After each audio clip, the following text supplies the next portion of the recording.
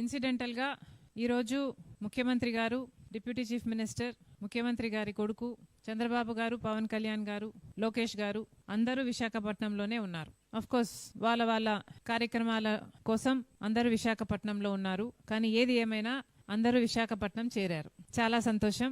ఈరోజు విశాఖపట్నం స్టీల్ కు సంబంధించి ఆ కార్మికుల్లో అయితేనేమి, రాష్ట్ర ప్రజల్లో అయితేనేమి, ప్రతిపక్షాలలో అయితేనేమి విశాఖ స్టీలు భవిష్యత్తు గురించి చాలా భయాలున్నాయి. ఇటీవల కాలంలోనే 44 పనుల కోసం EOI expression of interest invite చేస్తూ ఒక ప్రకటన విడుదలయ్యింది.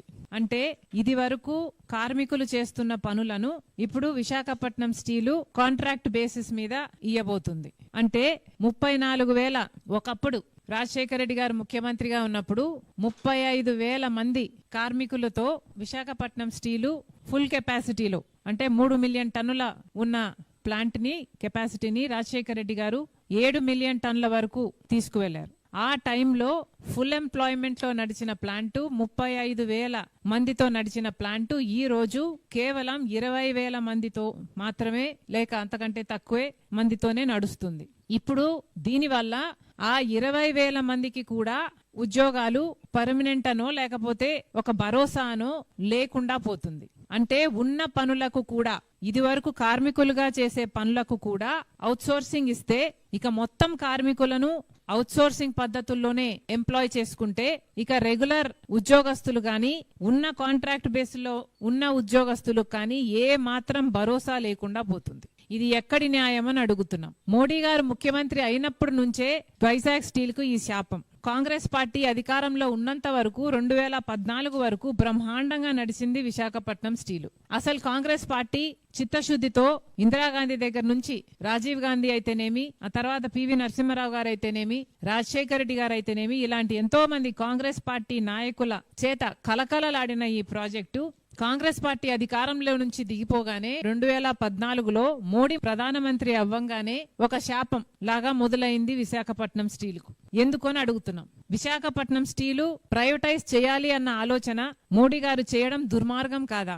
విశాఖపట్నం స్టీలు లాభాలలో నడుస్తే దాన్ని ప్రైవేటైజ్ చేయడం కాబట్టి విశాఖపట్నం స్టీల్ ను క్రమేణా సైలెంట్ కిల్లింగ్ చేస్తూ మోడీ గారు ఈ రోజు వరకు కూడా విశాఖపట్నం స్టీల్ కు సంబంధించి ఒక్క రకంగా ఆదుకోకపోగా ప్రతి విషయంలోనూ విశాఖపట్నం స్టీల్ కు అన్యాయమే చేశారు. అసలు రాజశేఖర రెడ్డి గారు ఉన్నప్పుడు ఒకప్పుడు విశాఖపట్నం స్టీల్ కు లోటు కలిగితే 2,000 కోట్లు రాజశేఖర రెడ్డి గారు దానికి సహాయం చేయడమే కాకుండా కాంగ్రెస్ పార్టీ దానికి సహాయం చేయడమే కాకుండా 4,000 మందికి ఉద్యోగాలను కూడా కల్పించారు. ఈ రోజు వరకు కూడా భూములు ఇచ్చిన వాళ్ళు 7,500 మంది ఆ కుటుంబాలు ఉద్యోగాలు కావాలి అని మాకు ఇంకా ఆ రోజు ఇచ్చిన మాట ఈ రోజు వరకు కూడా నెరవేరలేదు అని ఈ రోజుకు కూడా వాపోతుంటే వాళ్ళకు ఉద్యోగాలు ఇయ్యాల్సింది పోనిచ్చి వాళ్ళకు భరోసా కలిగించాల్సింది పోనిచ్చి ఉన్న వాళ్ళకు కూడా భద్రత లేకుండా ఈ రోజు చేస్తున్నారు మోడీ గారు నాయకులు అందరూ కలిపి. ఇది ఎక్కడి న్యాయం అని అడుగుతున్నాం. ఆపరేషన్ సైలెంట్ కిల్లింగ్ ఇదే ఈ ఆపరేషన్ కి పేరు. ఆ రీతిలోనే మోడీ గారు ప్రధానమంత్రి అయినప్పటి నుంచి విశాఖపట్నం స్టీల్ భూముల మీద కన్ను పడింది కాబట్టి దీన్ని ప్రైవేటైజ్ ఎలాగైనా చేయాలి కాబట్టి అసలు ఈ ప్రాజెక్టే మంచిది కాదు అని తేల్చేస్తే దీన్ని ప్రైవేటైజ్ చేయడం చాలా సులువవుతుంది అనుకుని రాజశేఖర రెడ్డి గారు ఉన్నప్పుడు క్యాప్టివ్ మైన్స్ దీనికి కలిగించాలి అని ట్రైపార్టీ అగ్రిమెంట్ చేసుకోబోతే ఆయన చనిపోయాక అది అటకెక్కింది. అప్పటి నుంచి ఏ నాయకుడు కూడా దీనికి క్యాప్టివ్ మైన్ ఉండాలని గాని ఆలోచన చేసింది లేదు. మోడీ గారు ప్రధానమంత్రి అయ్యారు. దీనికి క్యాప్టివ్ మైన్ ఇయ్యాల్సింది పోనిచ్చి లేదా సెయిల్లో విలీనం చేయాల్సింది పోనిచ్చి క్రమేణా ప్రతి విషయంలోనూ రా మెటీరియల్ దగ్గర నుంచి తీసుకుంటే ప్రతి విషయంలోనూ దీన్ని హ్యాండిక్యాప్ చేసే ప్రయత్నం చేశారు. ఇప్పటికి కూడా 10 లక్షల టన్నుల ఐరన్ కావాల్సి ఉంటే 5 లక్షలే ఇస్తున్నారు. అలాగే బొగ్గు సరఫరా అయినా, అలాగే ఎలక్ట్రిసిటీ అయినా, లేకపోతే లాజిస్టిక్స్ అయినా ఇలా ఒక్క దానికి కూడా సహాయం చేయకుండా ఆఖరికి మొన్న గంగవరం పోర్టుకు అయ్యే ఖర్చు కూడా జగన్మోహన్ రెడ్డి గారి పుణ్యమా అని రాజశేఖర రెడ్డి గారు గంగవరం పోర్టు 30 ఏళ్లకు మళ్ళీ ప్రభుత్వం చేతిలోకి రావాలని దాన్ని ప్లాన్ చేస్తే జగన్మోహన్ రెడ్డి గారు కేవలం 600 కోట్ల రూపాయలకి మోడీ గారి కోసం అదానికి అప్పచెప్పారు. దాంట్లో కూడా మళ్ళీ విశాఖపట్నం స్టీల్ కే నష్టం జరిగింది. ఇలా ఒకటి రకంగా కాదు అనేక రకాలుగా విశాఖపట్నం స్టీల్ ను కూనీ చేయాలని నిర్ణయించుకొని ఒక కుక్కను చంపాలంటే అది పిచ్చి కుక్క అని నిరూపిస్తే చాలు జనాలే రాళ్ళేసి చంపుతారు అన్న పద్ధతిలో ఈ ప్రాజెక్టే మంచిది కాదు అన్న రీతిలో దీన్ని తయారు చేసి నష్టాల పాలు చేసి అప్పుల పాలు చేసి ఈ రోజు ఈ స్థితికి తీసుకొచ్చారు. ఇప్పుడేమో ఉన్న ఉద్యోగస్తులు కూడా ఉన్న భరోసా కూడా లేకుండా ఇప్పటికే అక్కడ ఉన్న ఉద్యోగస్తులకి డ్యూటీకి వెళ్తే గేటు దగ్గర ఆ రోజు వాళ్ళ పేరు ఉంటుందో ఉండదో, ఉద్యోగం ఊడిపోయిందో తెలియక బిక్కు అనుకుంటూ ప్రతిరోజు ఉద్యోగానికి వెళ్తున్నామమ్మా అని చెప్తున్నారు. ఇప్పుడు ఉన్న వాళ్ళకు కూడా భరోసా లేకుండా ఇప్పుడు కొత్తగా మళ్ళీ అక్కడ యూనియన్ సంఘాలు చెప్తున్న దాని ప్రకారం అయితే 44 పనులకు కొత్తగా ఎక్స్ప్రెషన్ ఆఫ్ ఇంట్రెస్ట్ ఇన్వైట్ చేశారు. ఇది అన్యాయం కాదా అని అడుగుతున్నాం. ఇదే పద్ధతిలో హిందుస్థాన్ జింక్, విశాఖపట్నం స్టీల్ పక్కన హిందుస్థాన్ జింక్ ఉండేది. దాంట్లో 8,000 మంది పనిచేసేవాళ్ళు. మోడీ పుణ్యమా అని దాన్ని ప్రైవేటీకరణ చేశారు. వేదాంత గ్రూప్ కి ఇచ్చేస్తే వాళ్ళేమో మొత్తం ఉద్యోగస్తుల్ని తీసేసి నిలువ నీరు లేకుండా చేసి ఆ హిందుస్థాన్ జింక్ సంబంధించిన ల్యాండ్ ను మొత్తం రియల్ ఎస్టేట్ గా మార్చేసి వ్యాపారం చేసుకుంటున్నారు. అదే చేయాలని చూస్తున్నారు విశాఖపట్నం స్టీలుకు కూడా. 2 డీళ్లకు పెద్ద తేడా లేదు. విశాఖపట్నం స్టీలు కూడా 20,000 ఎకరాలు భూములున్నాయి. ఈ రోజుటి వాల్యూ అయినా దాని 4 లక్షల కోట్ల పైనే దాని విలువ ఉంటుంది. కేవలం ఆ భూముల మీద వీళ్ళ కన్ను పడింది కాబట్టి ఇదంతా చేస్తున్నారు. ఇది అన్యాయం కాదా? అసలు విశాఖపట్నం స్టీలు ఆంధ్ర రాష్ట్రానికే తలమానికం. అలాంటప్పుడు దీన్ని కాపాడుకోవాలని ఒక్కరైనా ఎందుకు ప్రయత్నించడం లేదు అని అడుగుతున్నాం. ముఖ్యమంత్రి గారు, పవన్ కళ్యాణ్ గారు, చంద్రబాబు గారు, పవన్ కళ్యాణ్ గారు, లోకేష్ గారు అందరూ విశాఖపట్నంలోనే ఉన్నారు. మరి ఇప్పటికైనా ఈ రోజుటికైనా అక్కడ ఉన్నారు కాబట్టి కనీసం ఒక్కరైనా విశాఖపట్నం స్టీల్కు వెళ్తారేమో చూద్దాం. వాళ్ళకేమైనా భరోసా కలిగిస్తారేమో చూద్దాం. చంద్రబాబు గారు ఎన్నెన్ని మాటలు చెప్పారు.